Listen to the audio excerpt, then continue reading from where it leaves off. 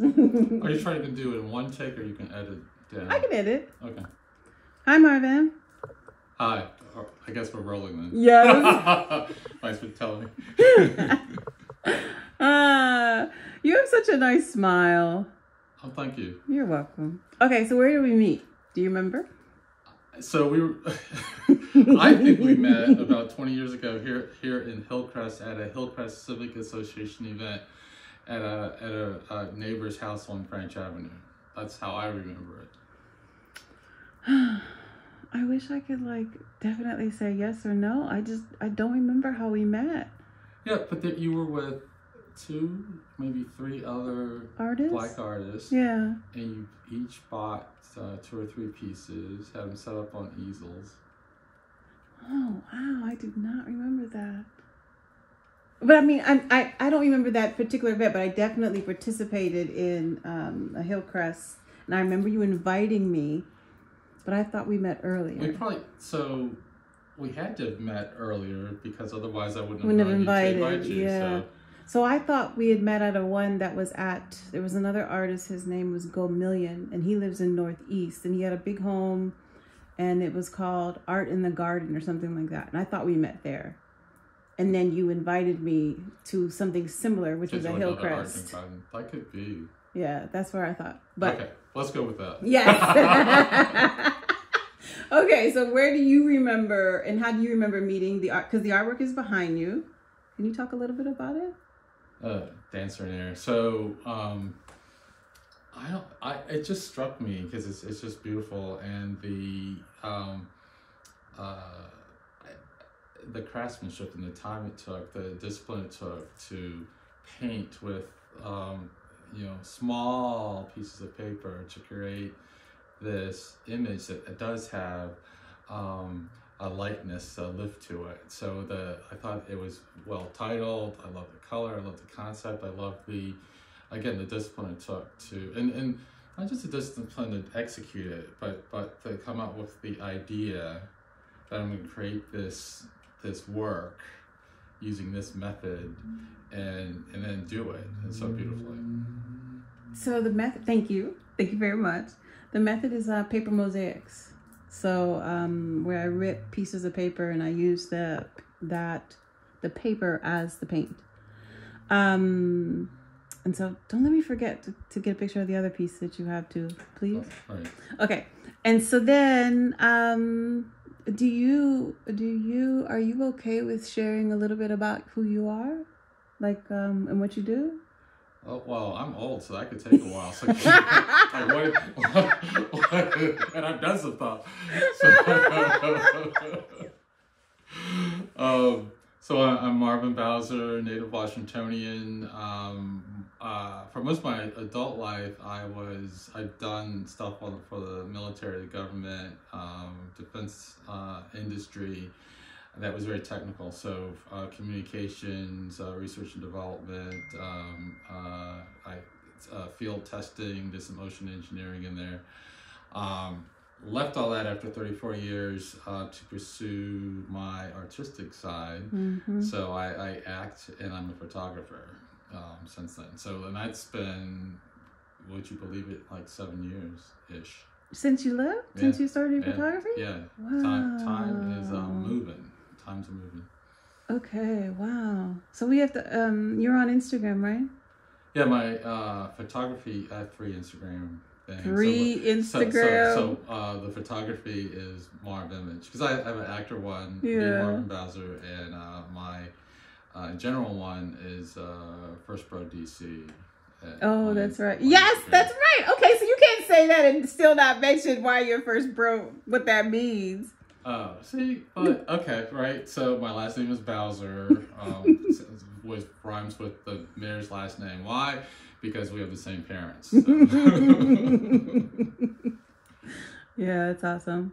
And so we can include your different things in the post that I share. Just, if you want to. I'm really pushing the Marv Image one though. It's because it's odd. It's I'm trying to grow that one, so you can go with that one. Okay. Yeah. Okay. Do you want to mention anything about your acting, like beyond just mentioning the? Oh, so the acting.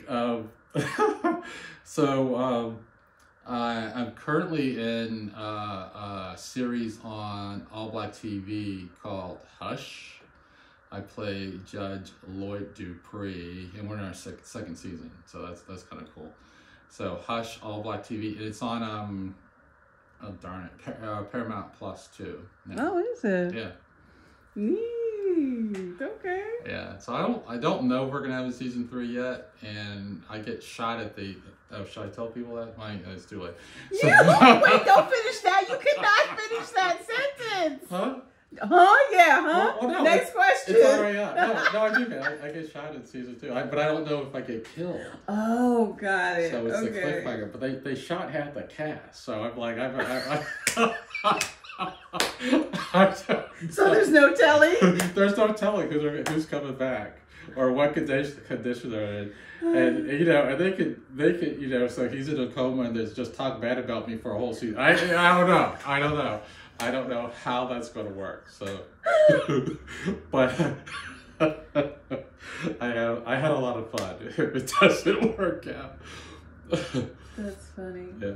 So this is going on a page on Instagram called We the People, and it's featuring people that live and work in DC.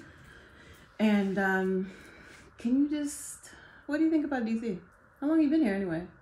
I was born here. As were my parents, as were their parents. Wow, so you're like straight Washingtonian. Straight white. Both sides of my family are from DC. So, and I've been in Hillcrest for like 27 years. So it's like, DC's home.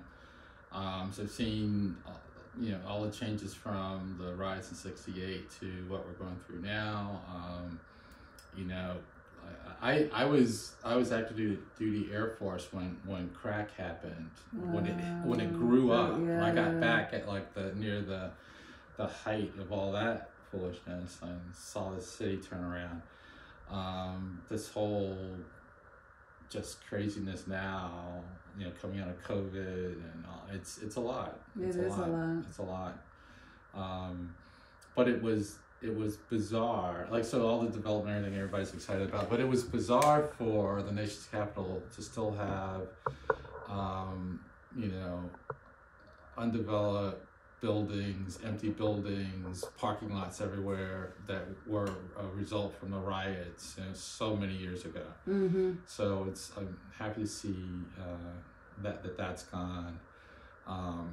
Really happy for all the work the mayor's done to try to lift all rising tide lift all boats. Mm-hmm.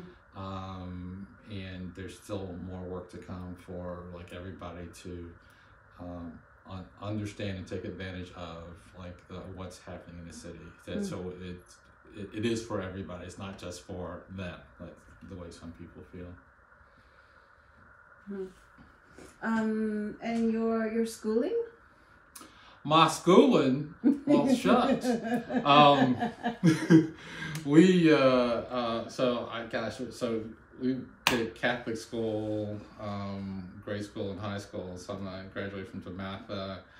I have a bachelor's of science degree in international business from American and a master's in telecommunications from George Washington. So you and your sister both went to AU? Yes. Not at the same time, right? I'm 12 years older. Oh, wow. So I didn't realize that. Yeah. Neat. Yeah. Okay. So, but is there another connection in terms of why you both chose AU?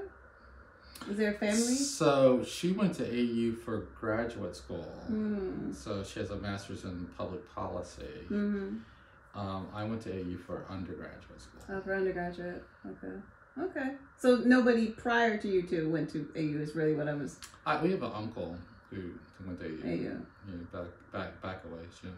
Wow. Any of your family, have you guys, traced your lineage in terms of beyond DC, or how far back in DC? No, we haven't. We have family pictures with 5 generations in the picture. 5 generations. Right. Holy. Wow. Do you know how phenomenal that is? It's it's Your funny. ears just went up. That's funny. No, because I had people go, well, that must have gone back to the 1800s. Like, child, it's like in some families, and mine's one of them. Generations are 16, 17 years apart. It's not, it's not that hard. Wow. It's not that hard. No, it's not like we had the first child at 50. No. Interesting. Okay, so do you have any other insights? Like you basically, you said you mentioned seeing the transformation that's happened in DC. Do you have any other insights that you like or that you have been on your brain in the last, even since COVID, about the district? Well, it's how do you say this? I'm going to use the term backsliding, so that as it relates to crime. So I don't, that is very troublesome for me, that people don't feel safe because of what's going on,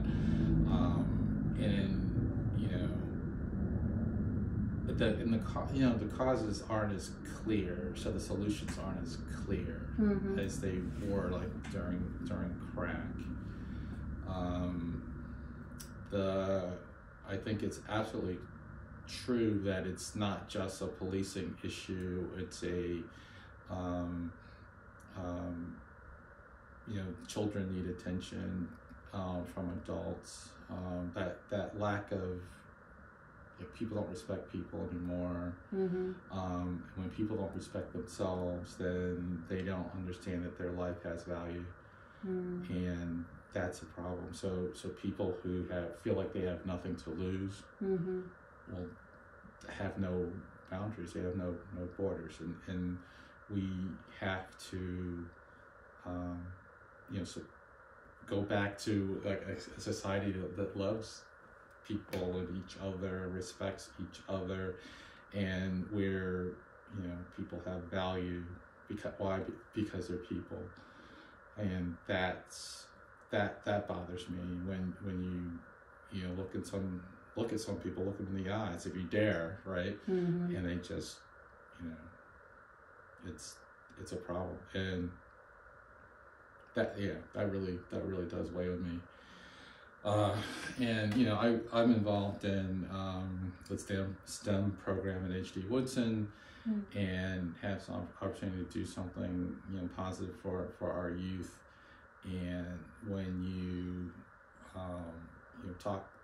we had a conversation, and they're excited about their futures and stuff, it just warms your heart, and it just keeps you going to do more along those lines. And I think if more people found some program or some young person to connect with, outside of their own family, doggone it, actually connect could with be people in in their the family. Wow, that's because it kind of starts there. Yes. So it's like they're not. That's the point. Like they're not they're not getting that kind of attention and support that that they deserve. Yeah. That they deserve, and if they're not getting it at home, then they're looking for it in the street. I mean, it's a human need, and it's a human tendency, and they're finding attention in the wrong place, then bad things happen. It sets them towards the wrong cycle. Right. Yeah. Right. So, put your phone down, go out, find a program, and support a young person. That would help the city immensely. Oh, I love that.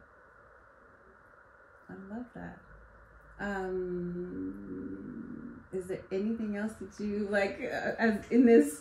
I don't want to say it's a forced interview, but you definitely agreed to do it, but you didn't know you were going to be doing this today. I didn't know we were going to do that.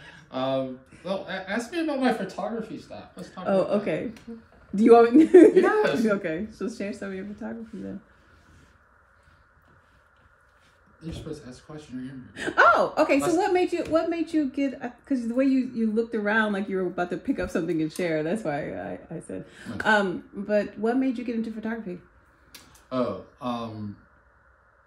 so that is like there's a family tie to that. My father's uncle, his name was Paul Wade, but we call him Uncle Duke because he was fly like that. And Uncle Duke had there's a remember the Superman thing, and Jimmy Olsen had this big old camera.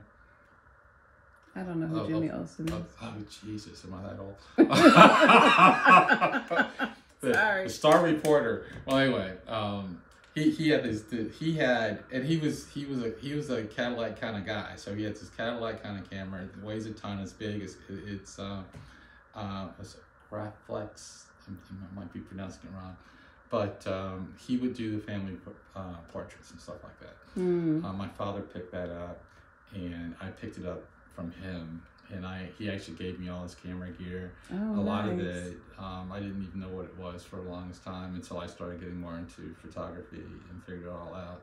And it's Nikon stuff. I shoot Nikon now, and it's his old stuff all still works. It was cool. I had to clean up some of it to get the batteries, and all that stuff, but it was cool. I've always been fascinated by light and texture and structure. I'm a stained glass artist as well because it's I didn't know that. Yeah, I mean the pieces. So that's why you have yeah. all the glass. Yeah. Oh, interesting.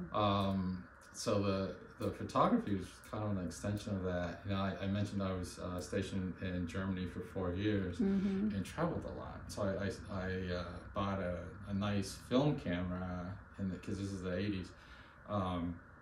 Then just to take travel pictures, so I have a ton of those in boxes upstairs.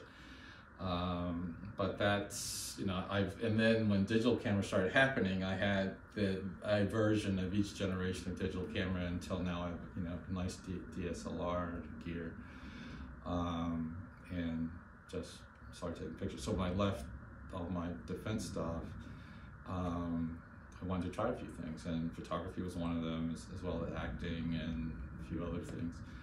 And the photography is whatever I put into photography, I get back many times over. I wish I could say that about acting.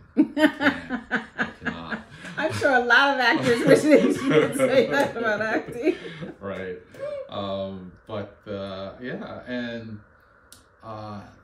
I did an exhibit with an artist talk a few years ago, and somebody asked me if I was looking for your work, what would be the tell? What's your story? Like how would I know one of your pieces?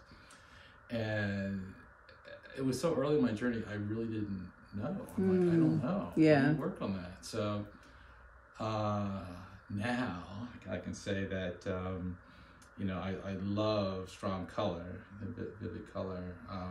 An exhibit I did a couple years ago was called Colored, and it included strong colors, but it's also wanted to share my perspective as a black man having grown up in this country. So it was a double entendre.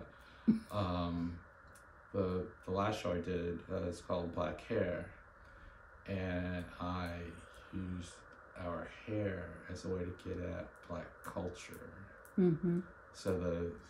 But the thread through the storytelling was hair. So there's a strong color. The other big aspect is that some people look at my work and ask, is that a photograph or a painting? And that surprised me. So it's like one of the things that also surprised me about this whole journey is how people relate to your work. Oh yeah. And it's absolutely. Yeah. They see things that you didn't see. They share, like the work evokes something from their past, that they get this memory, this person or something that they share with, and some of those are just, particularly in the black hair, because I have more portraiture in it. They would just not knock you down with what they would relate to. I'm like, wow. I mean, that's what you're trying to do. So when it happens, it's like, oh wow, it's amazing. And you just don't know where that thread is going to land for them. No idea. Yeah, I have no idea, and that's why one of and you know, it's one of the hard things to do as an artist is to start sharing your work, to put it out there, because it's sharing like your intimate self publicly, and you know, people are uncomfortable doing that. But when you put it out there, like really put it out there, and people respond to it, it's a wonderful thing. It absolutely is. It's a wonderful thing. And then like you're motivated. Yeah, I can do another 12 months of work and do it again. You know, because it's I don't say it's addicting, but it's addictive. You know. But yeah, I mean, yeah, that's been cool. So strong colors, more than just in what people think is a photograph. And now with all the tools that you have, now you can really elevate your work. But still the best photograph starts with the best photograph, right? All this other stuff that people are doing now, it's nice, and and when you're editing, you know, some of these tools like can really, you know, speed it up. But there's always been, going back to film, there's been ways to do this going back to film and darkrooms. So just different skill set. Awesome. So, and I just want to congratulate you, because I've absolutely seen you as you kind of morph from that very prim or proper, at least in my appearance, my no, and I mean that in the best way. Like, you were very business-like when I first met you to some degree, or like your forward, what I would call like your forward-facing self to some degree. Yeah, and to see you shift into this other person, or another, I don't want to say other person, another expression of yourself that is more able to share the artistic passions that you have. It's been very, very interesting and very good to watch. Thank you. You're welcome. And thank you for doing this with me. Yeah, and I, just on that note, when people ask, like, how do you feel after having moved from, you know, 3 or 4 years of that to what you're doing now, and working for other people, working for yourself, the easiest way to say it is, I feel like I have my soul back. So that's a wonderful thing. It's a wonderful thing. And on that note, thank you. Wow.